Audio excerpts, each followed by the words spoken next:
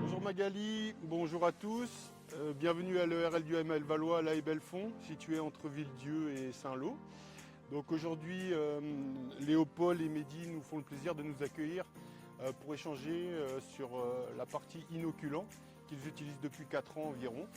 Donc ça va être le moment en fait de demander aux éleveurs pourquoi ils ont fait ce choix et qu'est-ce que ça leur a apporté sur l'exploitation.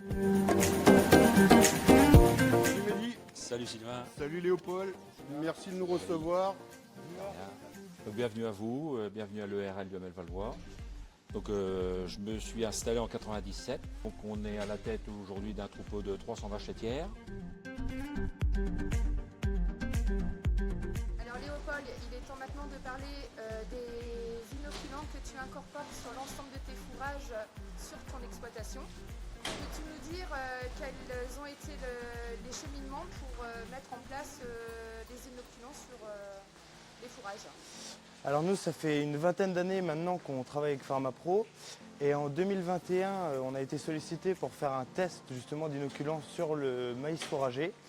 Donc on a décidé, pour avoir une comparaison beaucoup plus construite, de faire la moitié de la surface, qui représentait un silo.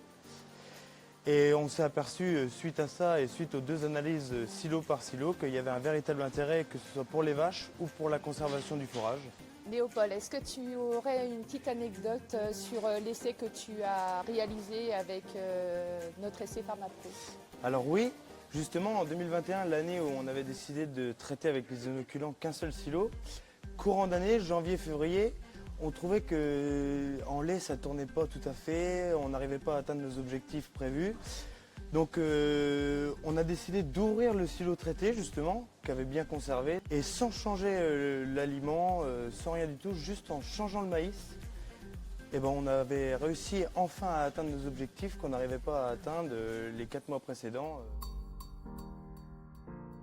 Peux-tu nous dire à peu près les kilos de lait que tu as pu avoir en plus sur ton exploitation grâce à l'inoculant? Eh bien ce qui s'est passé quand on a changé de maïs justement, donc de silo, on s'est aperçu que le maïs était beaucoup plus appétant et que le matin, avant de distribuer la ration, c'était tout le temps propre, tout le temps propre. Donc ça correspondait à peu près à 3 kg de maïs brut par vache qu'ils ingéraient en plus, ce qui représentait environ 1 litre, entre 1 litre et 1,5 litre de lait en plus, sans donner de concentré en plus à l'eau, juste en changeant de maïs et en passant sur le maïs qui était traité avec les inoculants. Maintenant, on se retrouve donc au niveau du silo, Léopold. Peux-tu nous dire le ressenti que tu as visuellement sur ton fourrage avec la mise en place de l'inoculant sur le maïs?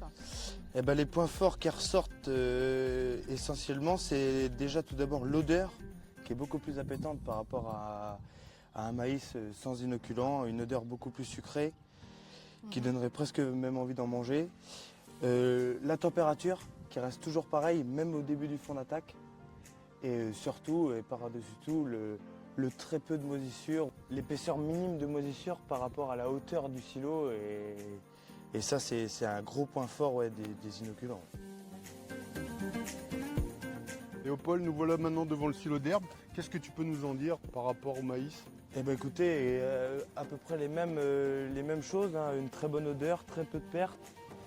Les vaches ingèrent plus et une meilleure valorisation de la plante, hein, forcément, hein, quand c'est bien conservé. Donc pour résumer, utiliser un inoculant sur vos fourrages, que ce soit l'herbe ou le maïs, permet en fait de booster le profil fermentaire de vos fourrages.